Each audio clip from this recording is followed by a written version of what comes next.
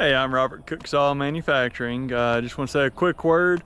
We're going to talk about some blades, some different sizes, what you should run on your mill, how you should run them on your mill, and then if you got a few further questions, always give us a call.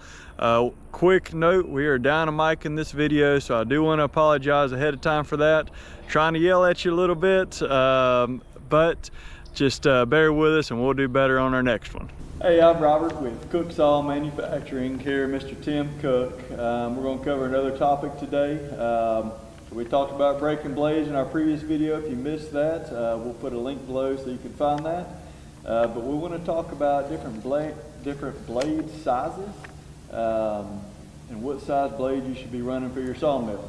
So we've got a lot of very good feedback on our last video, so we really appreciate you guys watching that. And some of the questions we got were what size blades should we run on our sawmill. So we're going to try to adjust that today.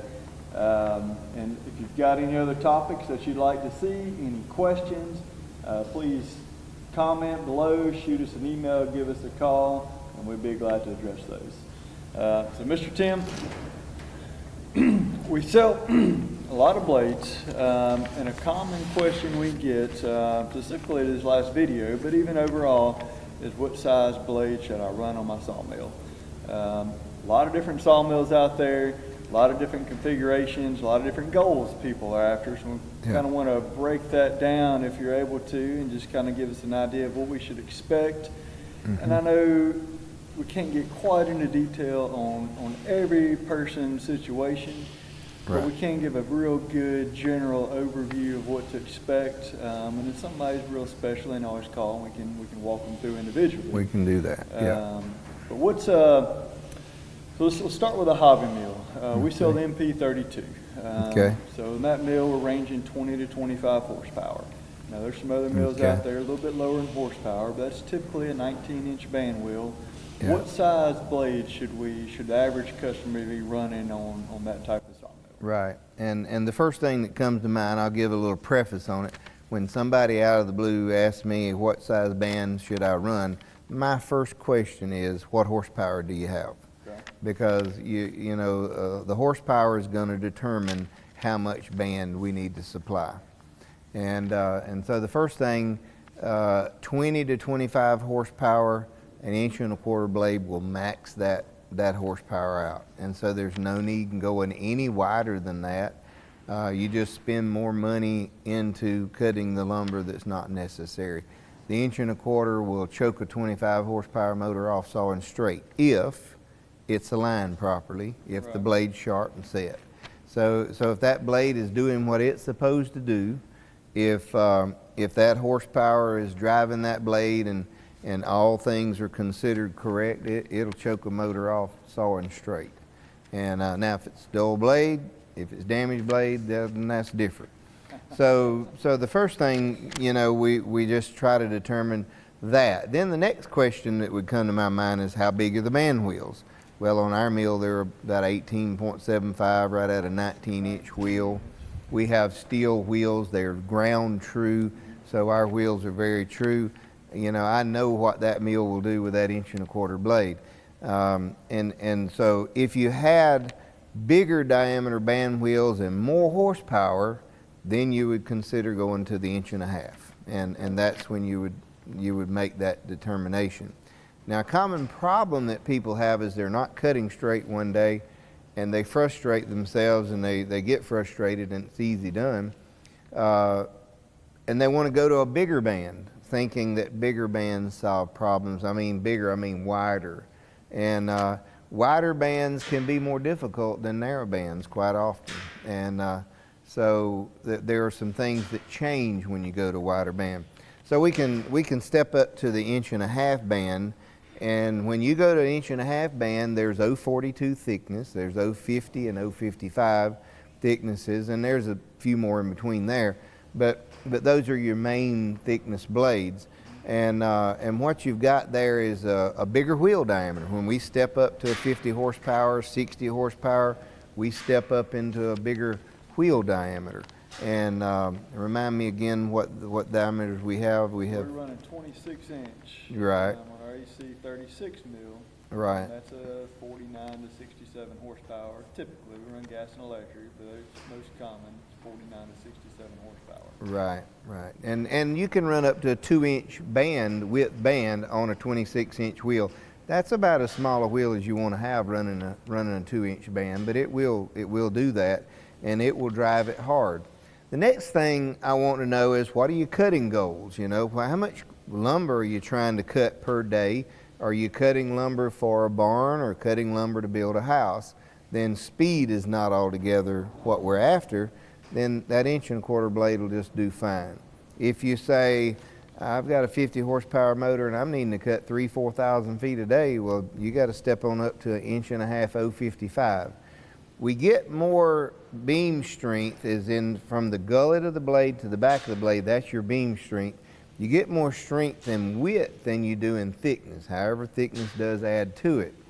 The one thing to note that when you go to thicker blades, they break sooner. They have less cycle life because of the bend going around the wheel. So if you go to thicker, you have less flexibility. That is correct. And those are some principles that you have to work with. Okay. So back to the smaller mills. We're 20 to 25 horsepower. There are mills out there, and we have some customers selling blades too that are in the 10 to 20 horsepower range. Right. Is there any reason at all to justify going to an 1.5-inch blade in that? I can't think of a reason. There's not a reason that I can think of unless a person just wants to. Again, I would consider, a lot of times when it's low horsepower, it's smaller wheels, I would consider all those factors before I would even want to do that. There's just no need to do that for certain. So if we're sawing, we're getting the wavy cuts. Right. Wider blade's not going to fix the problem. Not going to fix it. If we're sawing straight and there's still horsepower left to be used, right, we go to alignments. Is that correct? That's correct. You got to get the alignments correct, make sure the blade is correct. It's got to be sharp. It's got to be set properly. We check its flatness because the blade's got to be flat as well. If it don't have a flatness to it, then it's not going to work. And then the band wheel alignment, we're going to have to do a video showing the band wheel alignment, and then how your guides are holding that blade. Robert and I discussed this quite a bit. I've always said hold your blade straight away, never lead it up, never lead it down, and Robert uses a little bit of different theory in that. And the reason I'm telling you that we have differences is because you may have a difference when you get in there, and you tilt yours down just a little bit, just a hair. And I can tell you why that works. I always try to figure out why things work when somebody says it does. And so I'm not going to tell him that don't work, but it does. Anything that flexes under tension will be up. So any flex at all is up. And so that's why that is an okay thing to do. So I always have said, hold your blade straight away, never leading up, never leading down, because I'm wanting to saw a gap, I want to cut a gap, and I want my blade to slide through that gap with the least amount of friction. So a little slight variation of down in the front. I meant to get a blade guide tool to show a blade guide tool. We have a 16-inch long blade guide tool. It clips to the blade, and it gives you an indication of how that blade is tilted. We'll try to get that into some of the other videos. You can pop it up on the yeah, screen, I believe. You may can pop that up and show that. But it gives you, you clip it on, screw a bolt on it, and it gives you an indication of how your blade is tilted up or tilted down. Some mills come with them, and some of the mills don't have it. But that's something that every mill that we send out of here, we've got that blade alignment tool with them, because we think it's an intricate tool that goes with that mill. It makes that alignment job so much easier. That's right. It makes an easy job. Now there's a difference. We're using roller guides on our sawmills. That's correct. A lot of other types out there. Our roller guide, we're putting down pressure on that blade, so we got that guide holding that blade down. Yeah. Which is going to want to rise up. Yeah. If we're talking about that 16-inch straight edge clamped to that blade, a 16th, maybe an 1/8. Yeah. Difference over that tool. Yeah. It's hardly nothing at the blade. It's very few thousandths. I mean, it's just a very little bit right there at the blade. And so that's why the variation is fine and there's no problem. And a lot of times the flex does eventually wear and everything does bring it up. And so it cuts a long time with that adjustment, and that does good. there was a mill that was made out in the Midwest that I dealt with years ago. I don't rightly remember the correct name that was, but they had 19-inch wheels. They had urethane on the wheels, and it had a 2-inch wide blade. It came with a 2-inch wide blade with a 25 horsepower. And they sold a lot of those mills. And people would call me, got blade problems, and the first thing I'd say is, I need to switch you to 1 1/4 inch. That was a hard sell. It was very hard to convince them that I needed to sell them a set of guides that would be 1 1/4 inch, and take the guides off that they had, put those guides on, put an 1 1/4 inch blade on that mill, and saw straighter than they could with the 2-inch. Bigger's always better. Yeah, bigger's better. Look, you know, Tim the tool man, you know, that we all got that in us. but it was so simple to solve that problem if I could get those customers to put 1 1/4 inch roller guides on and then switch to an 1 1/4 inch blade. Every time it was 100% success when I switched them from 2-inch down to 1 1/4 inch. It was just hard to comprehend. It was very hard. I even switched a guy one time from a 6-inch wide blade that he had on a big mill down to an 1.5-inch blade 055, and he loved it. It was the best thing he ever done. He was spending a lot of money on that 6-inch wide blade, and he was cutting poorly. And I said, shoot, we can cut better than that with the 1.5-inch blade. And so we did that, and he called back. He was just all excited because it just made his cutting problems go away. And so Save a lot of money too. that's a lot of money. So bigger is not better. And one of the things that we've not touched on, we'll touch on it maybe a little more, is these blades have set tooth, we call it. One tooth is left, one tooth is right, and then there's a tooth in the middle. So technically we're cutting a little bit of wood over here, a little bit of wood over there, and then the middle tooth cuts and drags it out or cleans it out. Sometimes we call it a drag tooth, but it ain't dragging, it's cutting. But it cuts it actually takes and relieves the pressure, and so if it's a 1-inch tooth spacing, over a 3-inch span, we're cutting the full kerf out. Whereas if you have, a lot of times people want to go to this single tooth that cuts the full kerf out, and that single tooth is the full width of all 3 of those teeth combined. And if you have that, then the tooth load going into the gullet is extreme, and it'll make that blade crack. It can't hold up, it can't saw straight. So you know, that's one of the other ideas that people get along with the wide bands. They want to go to a full tooth configuration. Stellite or carbide tip. Stellite, carbide tip, those kind of things, that's right. And it don't work. I've run a lot of experiments with it, and it won't work. It'll work just for a few minutes, and then it acts like a dull blade, and it's still razor sharp. But if you go back to the spring tooth, we call it, bend one left, bend one right, and one that comes through as the drag tooth or the clean out tooth, it just takes the load off that blade, and it can saw. Between 3 teeth. That's exactly right. That's exactly right. And it's kind of amazing how it does that. But it does, you know, the 1 1/4 inch blade. We're also aware of the pallet market. I realize we're talking to a lot of people that have the small sawmills, the one-man sawmills, all the way up to, you know, what we build in the AC36 with a lot of hydraulics. But the pallet mill is another section of the band business, and we use 1-inch blades up to 1 1/4 inch in general for the pallet markets. There are some machines that run 2-inch blades, but for the most part, 1-inch and 1 1/4 inch blades on resaws will do everything that we want it to do. And Cutting narrow? It's because we're cutting narrow, usually 4 or 6 inches. And if you're at the 4 or the 6-inch wide material, then a 1-inch blade will just do a good job. And if you want to sharpen those blades, and as y'all know, we sell sharpeners, and we've been selling these sharpeners since the early 90s, so we've perfected that thing.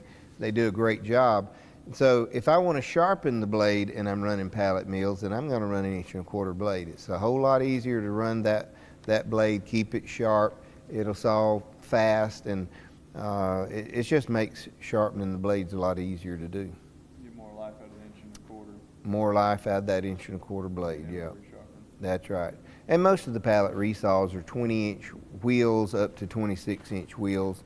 Sometimes they're a little bigger according to what model we're looking at. Okay. So is there a range, and I know there's a lot of factors, what you're cutting, how you're cutting, but is there a range when we start to justify going from the 1.25 up to say 1.5 as far as horsepower goes? What kind of horsepower range are we looking at to be able to? Yeah, in general, if we step up from 25 horsepower, you're going to go 35 or 40 horsepower. That justifies going to an 1.5 blade. Okay. You might even 1.5 042 or 1.5 050. If you step on up to 50 horsepower plus, then it justifies going to an 1.5 055. Okay. If we toss in there blade life here, you know, the thinner the blade, the longer that blade life and its flex life will be. However, if you push it really, really hard and you're wanting to cut a lot of production, it sometimes justifies to go to that 055 blade. It's thicker, it'll cut straighter, you can really drive that blade hard, but you are going to have less life. It's going to break sooner, but your production per hour is most often justified. It's quite often If justified. I've got 3 or 4 guys paid help, Yeah, I'm better off getting more footage per hour and going through a couple more blades. that's correct. Making that paid help. That is correct. Labor is by far a greater expense than blade life or blade expense. Blade expense is the cheapest thing on the sawmill. I mean, fuel and blades are kind of go hand in hand. I was going to give you another comparison on blades too. When we put fuel in an engine, nobody ever expects to get any back out. We know we're going to use it up and add more tomorrow. Wouldn't that be nice? Yeah, but I say it that way because blades are the same thing. Blades, you're using them up all the time. They have a certain amount of cycle life that they're going to give you, and you're either sawing or not sawing while you're using that cycle life up. It's kind of the same way with that fuel. If you're running that engine, it's burning fuel whether you're sawing or not. So when you put a blade on, it's going to cut a certain amount of time, it's going to run a certain amount of time, and it's eventually going to break. Now, if you back your tension off some and keep that blade extra sharp, sharpen it a little more often, keep it sharp, you can get more blade life out of it. And I've seen people take an 1.25 blade and sharpen them 20 times. And I've seen people that take that same 1.25 blade on the same comparable machine and break it in 3 runs. And it's all about how hard they're driving that blade forward, how hard they're pushing it, and you can push a blade till you can pull it apart. Never thought about it like that, but I have noticed if I'm sawing, I really notice it more between hardwoods and softwoods. Fuel economy. Yep. How much fuel we're putting in that tank, sawing hardwood versus softwood. I imagine that transfers to your blade. You run in the harder species, you get less life than you do in the softer. That's correct. That's correct. We talked a lot about blade life in the last video, but one of the things is the blade stretches like this when you put it in the wood, and then it relaxes back out when it comes out, especially on our mills because we have a spring tension.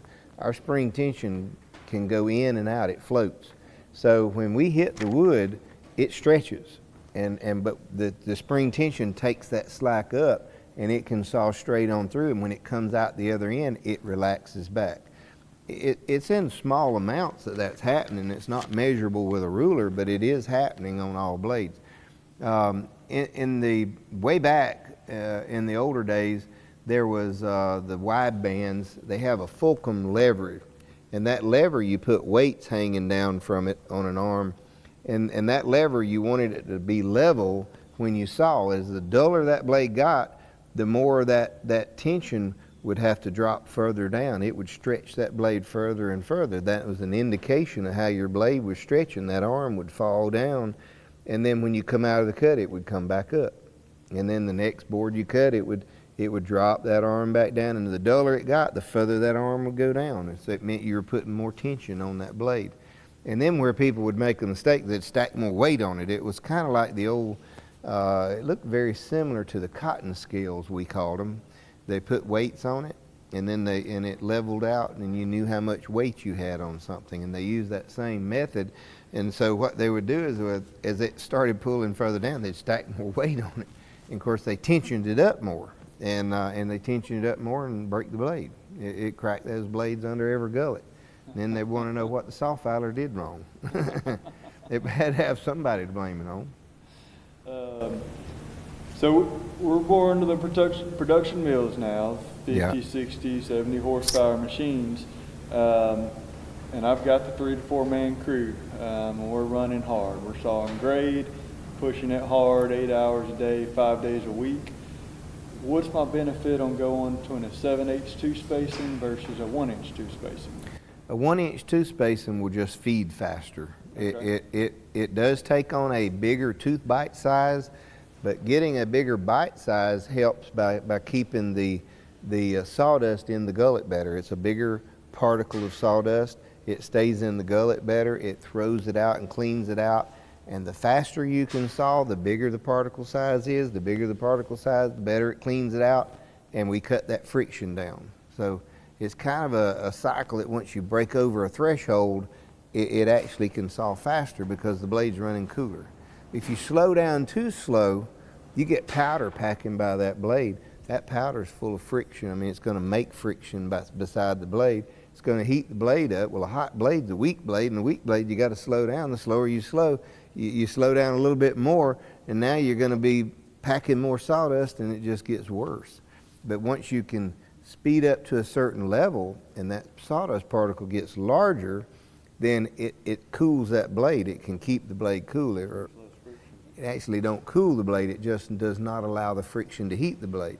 And so if we don't have friction, we can drive harder, and the harder we drive, the bigger that particle size is and the less friction we have, and so it'll just take off and go. So there is a threshold in there that we have to cross over to saw faster. That's more about speed necessarily than what we're cutting. Yeah. What we're cutting determines the speed, I guess. Well, if it's real hardwood, you know, that slows you down. Probably better with 7/8 on hardwood. What about frozen wood? No, I mean, if I've got the horsepower, I'm gonna run a 1-inch tooth on everything I saw with. If I'm an 1.25 inch, I'm gonna be running a 7/8 two spacing on everything. And there's a few cases I've seen people that like the 7/8 tooth on an 1.5 inch blade. It's kind of very few and far between. I think sometimes we get these things in our mind because, you know, today it cut really good and I had a 7/8 two space and it kind of sets me in and I don't want to change nothing. You know, if it ain't broke, don't fix it, and that's the mentality. And so they think the 7/8 two spacing is why they saw good that day. And I would say things like, no, your blade was in, you know, good order, your mill was aligned right, and that's why 7/8 cut good. And I remember a customer one time, I was introducing him to 1-inch two spacing, and he was cutting fast. He was cutting very hard wood. It was hard maple. And when I told him that the blade I was going to send him was a 1-inch two spacing, he said, oh no, don't send it. I've already tested those and they don't work. And I said, well, when I started working with you, your mill was bad out of alignment, and I've got your mills aligned correctly now, or I've talked him through it. I didn't actually go to where he was, but I talked him through it, got his mill aligned. I said, now you can experiment with a 1-inch tooth, but all of your other experiments are bad because you were testing it on a bad aligned mill. And so when you newly align a mill and get it right, that's when you can test your tooth spacings and kind of see what you like. And again, it's, you know, sometimes it's what a person likes best. Sometimes it may be easier to sharpen one over the other, and that may make you make a choice one way or the other. Both tooth spacings will cut, but the 1-inch tooth will cut faster. It'll feed faster. Speed, I typically want to go 1 inch. If you tell me today we're going to cut production, I want a 1-inch tooth spacing. And if you tell me I want us to saw as fast as we can and cut the most amount of lumber in an hour's time, I'm going to put an 1.5 inch 055 on there, strictly because if I've got the horsepower and we're going to saw fast, I want everything I can put at it. If you say, I want my blade to last a long time, I'm not sawing in a big hurry, but I got the horsepower if I need it, I go with the 1.5 inch 050 or even 1.5 inch 042. Because if I want blade life, I'm going to go thinner. I'm going to go with a thinner blade. So everybody has different goals that they're after. There is this thing of conservatism that we have. I consider myself very conservative. I like to take things that are old and fix them up, put them back into service. I like to take a saw blade and use it till it can't be used no more. And so that makes me want to sharpen it. I want to see how long I can get life out of that blade. But that's a mentality. And some people have that mentality that they want to get all they can get out of that blade. And so if that's the case, you run it a little thinner, make sure your mill's aligned properly, perfectly keep it aligned, and tune that thing, and then keep that blade sharp. Sharpen a little more often, and that blade will give you a lot more service. But if you say I want production and I want to fulfill my labor's time, I'm going to go to a thicker blade, a wider blade. I'll even step up to the 2-inch blade. 2-inch, that was the next question. Yeah. When do we go to the 2-inch? When is that justified? If I need production and I'm willing to keep that blade sharp and push hard, I'll go to that 2-inch blade, and I can saw yet again faster. I can saw faster than the 1.5" 055. But you do have to pay attention to the mill and the alignment. The wider that blade gets, the more alignment really is critical. And because we're not cutting the kerf really any bigger than that 1.5" blade. And we do have the 2-inch blades in 050 and 055. So, and all the other principles apply. The thicker the blade, the less life you get. The thinner the blade, the more life you get. And also tension plays a part in blade life. You know, there again, they'll go back to that last video, but the higher the tension you run, the less life you have, and the lower the tension you run, the more life you have. You have to find that balance of what you're trying to achieve. More tension, we can saw faster. Less That's tension, correct. We got a baby a little bit. That's correct. So what I don't want to do is run high tension and a wide blade if I'm not going to push it to its limit. If I've got one guy helping me, I can wear him out with an 1.5" 050 blade. I can make him beg for mercy, beg me to slow down. I've done that with 4 people behind the mill, and 4 people working hard, and they tap me on the shoulder and they go, "If you don't slow down, you're gonna kill us." But an 1.5" 050 blade will work some people to death if you're aligned properly.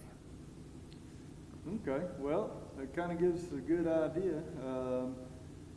To kind of summarize, if we're at 25 horsepower and not sawing straight with 1.25", we've got an alignment issue. That's right. Possibly a blade issue, but it's not Yep. the thickness, it'd be the sharpness, the sets, the body of the blade. Yeah, Most likely we got an alignment issue. that's correct.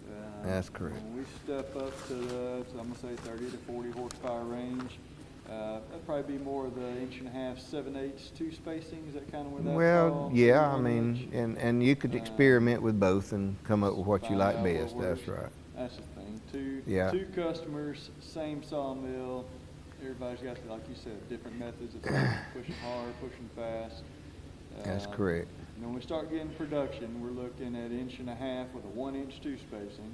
Yep. And if you want to step it up, you jump from the 050 to the 055. Yep. And if you're just maxing it for everything you've got, 2 inches the way to go. That's right. 2 inches the way to go. Yeah. I would never advise somebody to start off, if you're new to sawmill, and start off with a 2-inch blade. Even if you got the horsepower, you're better off to start off with the 1.5" blade. Get used to the mill, get used to sawing. It may saw enough that you can't even stack the lumber. It comes off so fast. And if it does, no need to step up to the 2-inch. But if you got the labor, you got the method of getting the lumber out of the way, and you want to saw fast, then step up to that 2-inch. Had a customer one time that told me, he said, "You told me this mill is saw more than it's sawing." And I said, "Well, tell me about your day." Well, he spent an hour loading the ramp. He sawed for an hour and unloaded the ramp. Then he went over and stacked lumber and run some other equipment.